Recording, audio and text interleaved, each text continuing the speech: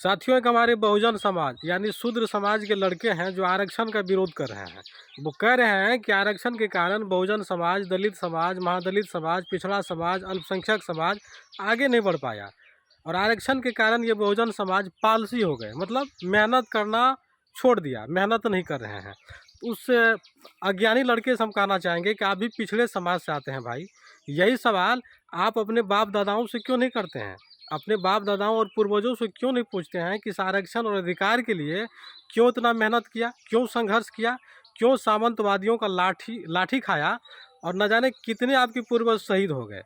तो ऐसे बहुजन समाज के लोग जो आरक्षण के विरोध कर रहे हैं, जिसको आरक्षण का रत्ती भर ज्ञान नहीं है और आरक्षण पे प्रश्न चिन्ह लगा रहे हैं, तो उसको अपने बाप दादाओं से यही सवाल करना चाहिए और कभी बैठकर अपने बाप से दादाओं से पूछना चाहिए कि आरक्षण का लाभ अभी भी वो क्यों ले रहा है। अगर वो अपने आप को इतने ही संपन्न मान रहे हैं तो आरक्षण अभी भी क्यों नहीं छोड़ दे रहे हैं। और ये विरोध करने वाले लड़के पिछड़े समाज से आते हैं, तो पिछड़े समाज के जो सांसद हैं, विधायक हैं, मंत्री हैं, जो बड़े बड़े लोग हैं, वो पार्लियामेंट में जा कर के, संसद भवन में जा कर के आरक्षण के लिए क्यों डटे और अड़े रहते हैं, क्यों वहाँ पर उतने चिल्लाते रहते हैं। उसको तो आरक्षण का विरोध करना चाहिए, छोड़ देना चाहिए। और बड़ा दुर्भाग्य है कि ये विरोध करने वाले जो लड़के हैं वो पिछड़े समाज से आते हैं और ये आरक्षण का विरोध कर रहे हैं। तो कभी अपने बाप दादाओं से ये सवाल कीजिए। और दूसरी बात कि आरक्षण का विरोध करने का मतलब हुआ कि आप अपने पूर्वजों के संघर्षों को गाली दे रहे हैं, आप अपने पूर्वजों को, बाप दादाओं को गाली दे रहे हैं।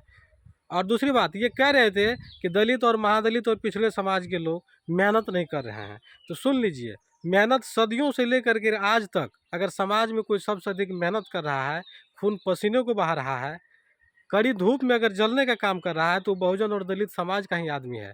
आप जिस घर में कभी सोते होंगे तो कभी पूछ लीजिएगा, उस घर को बनाने वाले, उस घर में ईंट को जोड़ने वाले भी ये दलित, महादलित और पिछड़े समाज के ही व्यक्ति होंगे।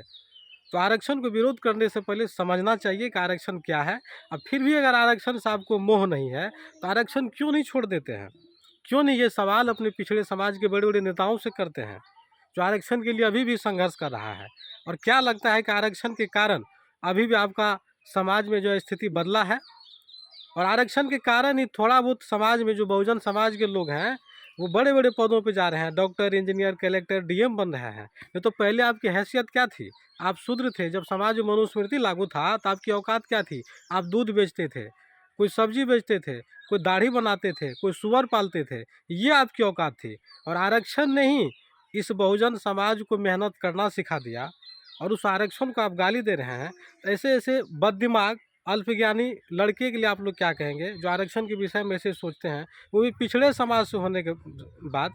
तो पिछड़े समाज से होने के बाद ऐसी मतलब मानसिकता जो अपने अंदर पाल के रखे हैं आरक्षण को लेकर के, इस विषय में आप लोग क्या कहेंगे? अपनी राय जरूर दीजिएगा।